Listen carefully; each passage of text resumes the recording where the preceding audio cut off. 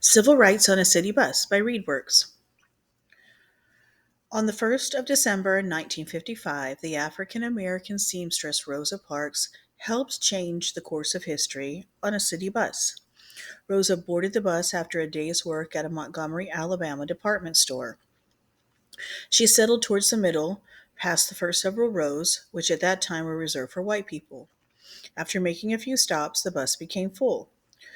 Then a white man boarded, but there was nowhere for him to sit. The driver ordered Rosa and the rest of the black passengers in her row to stand at the back of the bus and let the white man sit. In an act of defiance that would help intensify the American civil rights movement, refused to give up her spot. For violating the laws of segregation referred to as the Jim Crow laws, which were meant to keep white people and black people separate, Rosa was arrested and fined. Her refusal to move was a quiet and simple action, but she took an enormous risk that evening.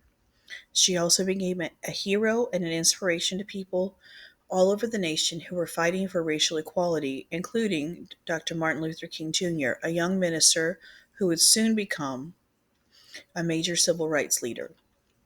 In response to Rosa's arrest, blacks in the city of Montgomery boycotted the public bus system for more than a year. Like her, they had had enough of being treated like second class citizens. The Monday after Rosa's arrest,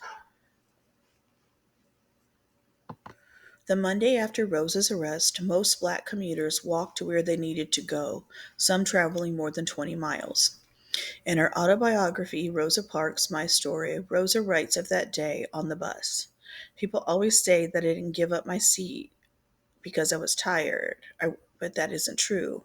I was not tired physically, or no more tired than I usually was at the end of a working day. I was not old, although some people have an image of me as being old then. I was 42.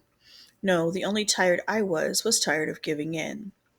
Finally, in November of 1956, the U.S. Supreme Court ruled that the Jim Crow laws that kept blacks and whites segregated were unconstitutional.